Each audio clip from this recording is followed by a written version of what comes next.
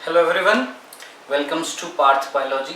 Continue कर रहे हैं हमारा कौन सी unit, genetics, chapter 5th of 12th class, principles of inheritance and variations, जिसमें अभी तक हम जो टॉपिक पढ़ रहे थे दैट इज जीन इंटरेक्शन, जिसमें हमने दो तरीके का इंटरेक्शन पढ़ लिया था। वन इज एलेलिक, दूसरा हमने पढ़ा था नॉन एलेलिक, जिसके हमने 3 टाइप्स देखे थे। कौन कौन सा? Epistasis, complementary gene and supplementary gene. अब आज एक नया फिनोमेना पढ़ रहे, कौन सा? Polygenic inheritance. ठीक है, देखिएगा, ध्यान से सुनिएगा।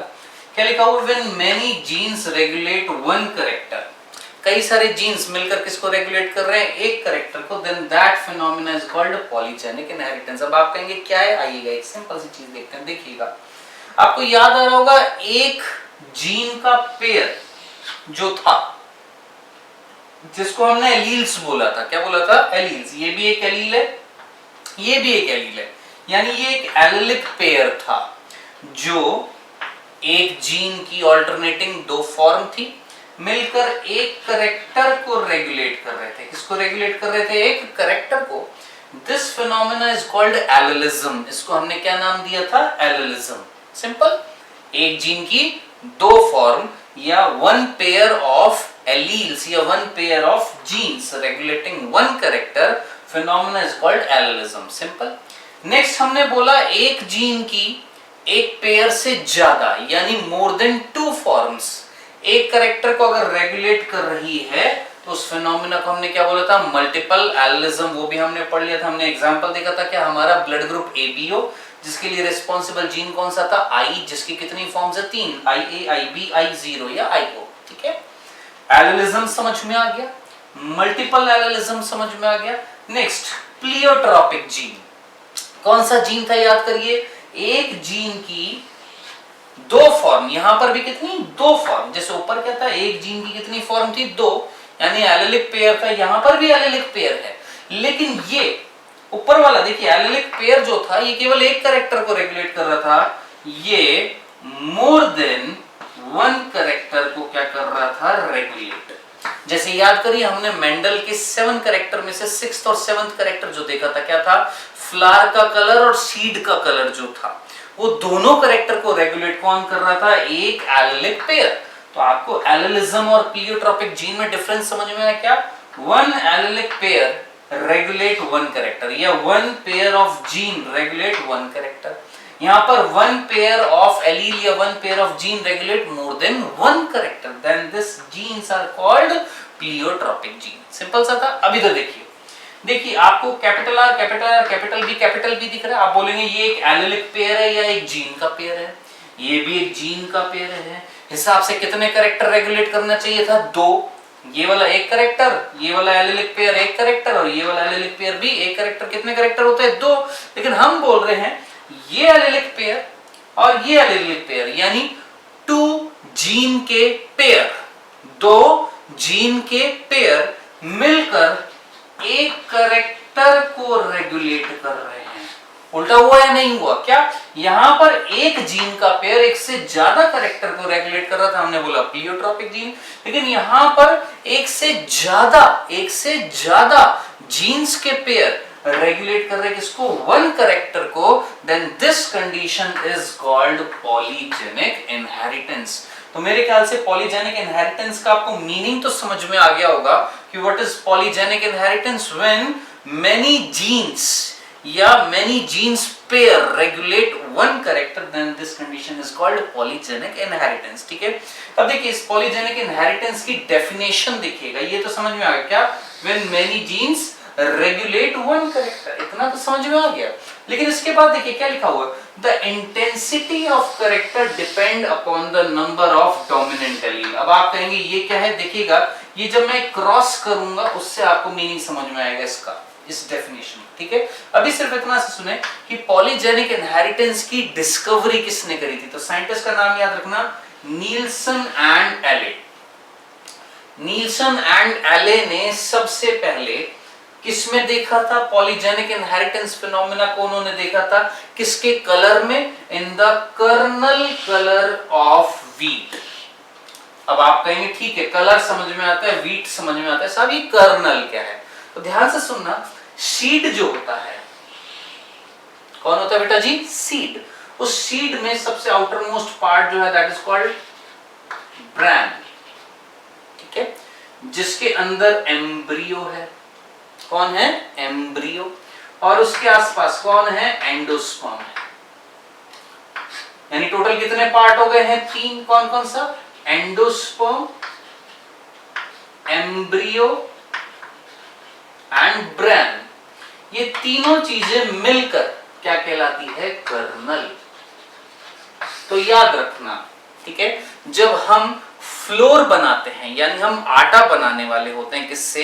गेहूं के दानों से, तो उस गेहूं के जो दाने हैं उनको हमें फिल्टर करना होता है। क्या? ब्रैन हटाना पड़ता है। एंडोस्पर्म भी कई बार हटा देते हैं, केवल क्या ले लेते हैं? एम्ब्रियो, या ब्रैन हटा देते हैं, केवल क्या ले लेते हैं? एंडोस्पर्म। तो कुल मिला के हम जो बात कर रहे थे वो ये कि कर्नल जो था वो क्या था?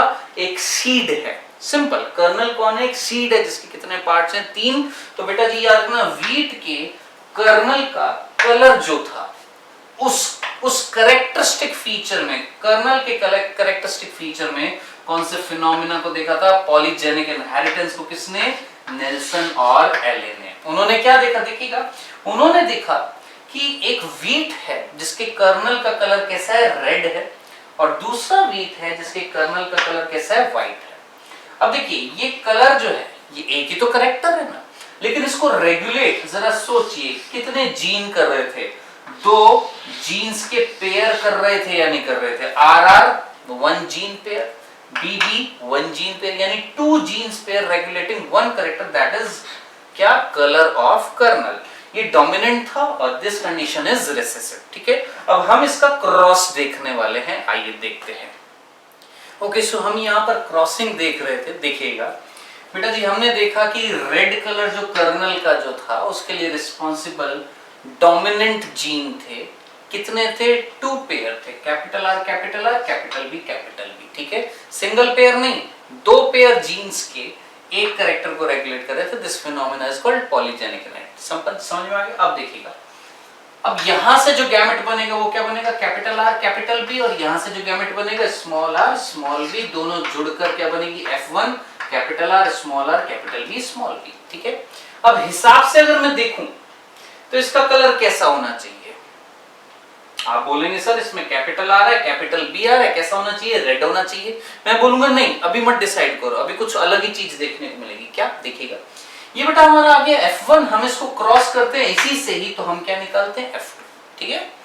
अब ये जो पेरेंट होएगा इसके जो गैमेट बनेंगे कितने बनेंगे? 4। कौन से? Capital R capital B, capital R small b, small r capital B, small r small b। Similarly इस पेरेंट के भी कितने बनेंगे? सेम 4 गैमेट्स बनेंगे। गैमेट्स को गैमेट से क्रॉस करेंगे, F2 प्रोजेनी आएगी। कौन सी प्रोजेनी आएगी हमारी? F2, ठीक है। अब ये हमारी F2 प्रोजेनी आ गई। अब इसमें हमने क्या देखा? देखिएगा, ध्यान से सुनना।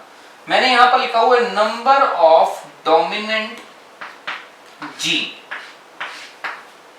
किस रेशो में? 4 3 2 1 0। अब मेरे पास टोटल प्रोजेनी कितनी है? ये धीरे धीरे ध्यान से सुनना। मेरे पास F2 जनरेशन में टोटल प्रोजेनी कितनी है? ये 16, ठीक है। इन 16 प्रोजेनीज के अंदर कौन सी प्रोजेनी है, यानी कौन सी F2 जनरेशन के अंदर कौन से ऑर्गेनिज्म हैं इन 16 में से, इन 16 में से, जिनके अंदर जीनोटाइप जो होएगा उसके अंदर चारों जीन डोमिनेंट होंगे। नंबर ऑफ डोमिनेंट जीन कितने? 4 वाला। इनके अंदर कौन कौन सा है? तो देखिए यहां पर कितने हैं?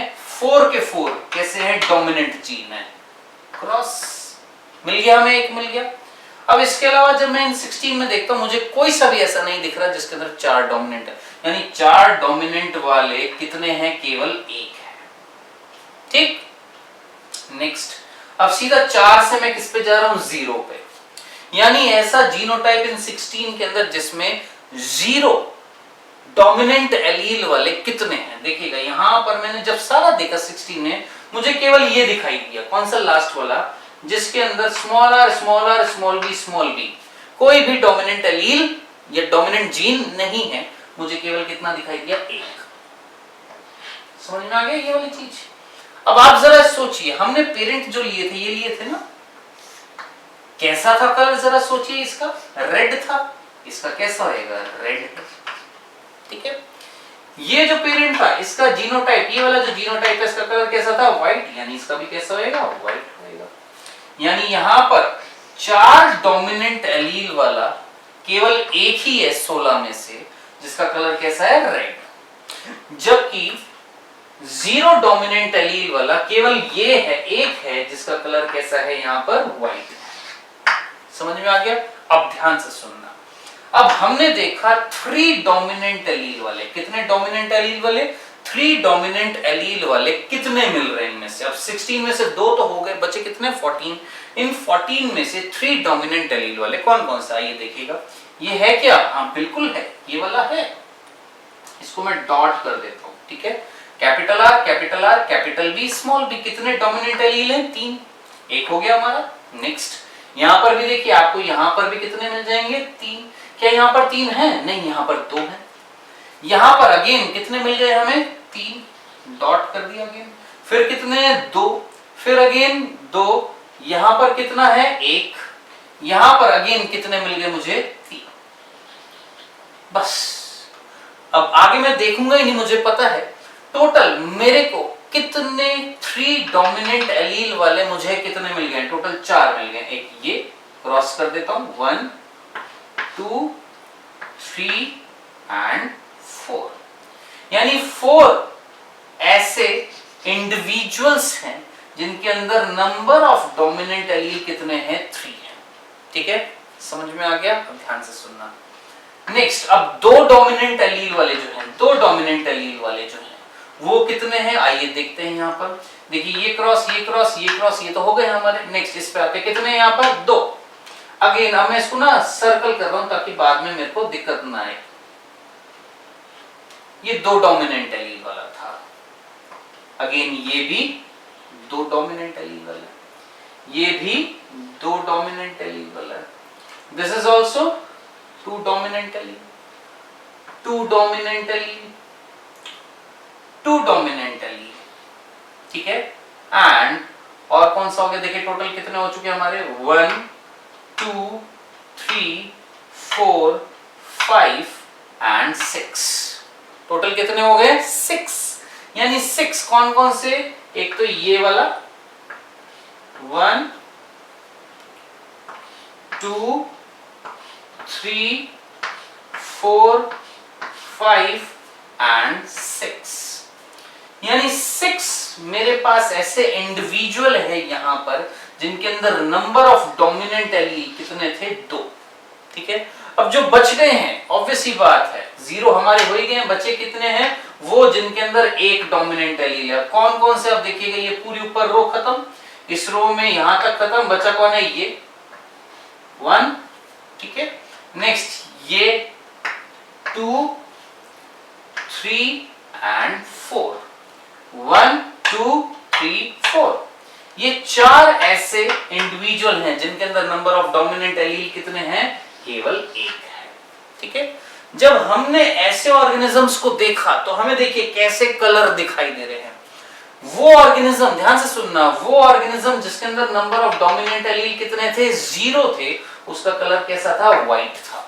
जब हमने वो ऑर्गेनिज्म देखे, वो इंडिविजुअल देखे जिनके अंदर नंबर ऑफ डोमिनेंट एलील कितने थे? 1। कौन कौन सा? एक ये, एक ये, एक ये, एक ये। जब हमने इन जीनोटाइप वाले ऑर्गेनिजम्स के देखे कर्नल के कलर, हमें कैसे दिखाई दिए? थोड़े से लाइटिश पिंकिश, थोड़े लाइट पिंक दिखाई दिए। ठीक है, नेक्स्ट फिर हमने कौन से देखे? वो इंडिविजुअल जिनके अंदर नंबर ऑफ डोमिनेंट एलील कितने थे? 2 थे। यानी कौन कौन से? 1 2 3 4 5 एंड 6। जब हमने इनको देखा तो बेटा जी मुझे यहां पर कलर कैसा दिखाई दिया? पिंक कलर दिखाई दिया। फिर मैंने कौन से देखे? वो इंडिविजुअल जिनके अंदर नंबर ऑफ डोमिनेंट एलील कितने थे? 3 थे। यानी 3 डोमिनेंट एलील वाले कितने इंडिविजुअल थे? यहां पर 4 जो थे, उनका कलर कैसा दिखाई दिया? मुझे डार्क पिंक दिखा था। मुझे मतलब नेल्सन और एले को।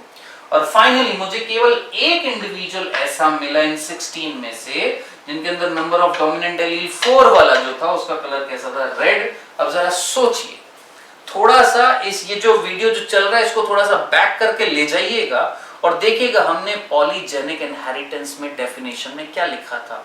मैंने आपको डेफिनेशन में क्या लिखा, क्या बताया था, क्या, when a character is regulated by more than one gene pair then that phenomena is called polygenic inheritance. Simple सा था, लेकिन उसमें मैंने बोला था एक लाइन है जो बाद में समझ में आएगी, क्या, the intensity of character depends upon the number of dominant allele. क्या, the intensity of character depends upon the number of dominant allele. अब जरा सोचिए, यहां से यहां जब मैं जा रहा हूं,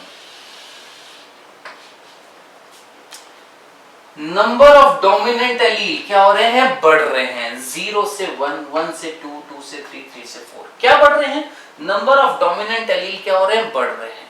तो जरा सोचिए, जब नंबर ऑफ डोमिनेंट एलील बढ़ रहे हैं तो जो करेक्टर जो था, करेक्टर क्या था यहाँ पर, कलर, करेक्टर की इंटेंसिटी बढ़ रही है या कम हो रही है, व्हाइट से थोड़ा लाइट पिंक हुआ, लाइट से फिर पिंक हुआ, पिंक से थोड़ा डार्क पिंक हुआ, डार्क से पूरा फुल रेड हो गया, यानी करेक्टर की इंटेंसिटी क्या हो रही है, बढ़ती जाती है। तो याद रखना, पॉलीजेनिक इनहेरिटेंस क्या था, एक ऐसा फिनोमेना जिसमें कहीं ना कहीं अगर नंबर ऑफ डोमिनेंट एलील बढ़ रहा है तो करेक्टर की इंटेंसिटी भी क्या हो रही है, बढ़ रही है। ये मैं आपको बताना चाहता था। क्या ये फिनोमेना आपको समझ में आ गया होगा? इसको एक बार रिवाइज करिएगा। This is polygenic inheritance. ये पहला एग्जांपल था किसका, पॉलीजेनिक इनहेरिटेंस का, किसमें, व्हीट के कर्नल के कलर में। किसने डिस्कवर किया, नेल्सन एंड एले ने। दूसरा एग्जांपल मैं आपको बताने वाला हूं, आइए देखते हैं। ओके, सो सेकंड एग्जांपल जो है दैट इज हमारा स्किन का कलर। ध्यान से सुनना, हमारे स्किन का जो कलर जो है that is an example of polygenic inheritance. ठीक है, याद रखना। अब देखिए, पहला जो एग्जांपल था, क्या, व्हीट के कर्नल का कलर जो था वो पॉलीजेनिक इनहेरिटेंस का एग्जांपल था, लेकिन उसको रेगुलेट करने वाले कितने जीन के पेयर थे, 2 पेयर ऑफ जीन थे। इस एग्जांपल में हमारे स्किन के कलर को रेगुलेट करने के लिए कितने जीन के पेयर रिस्पॉन्सिबल हैं?